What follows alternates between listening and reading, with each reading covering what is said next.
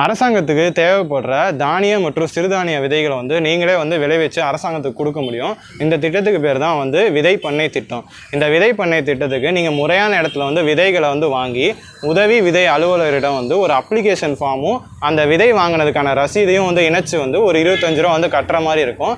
அதுக்கப்புறம் உங்கள் வயலில் வந்து அந்த விதைகளை வந்து நட்ட அப்புறம் நீங்கள் வந்து ப்ராப்பரான ஸ்பேஸிங் அப்புறம் வந்து கலப்பு விதைகள் எதுவும் இல்லையாங்கிறதுக்கு வந்து இன்ஸ்பெக்ஷன் வந்து செக்கிங் வருவாங்க.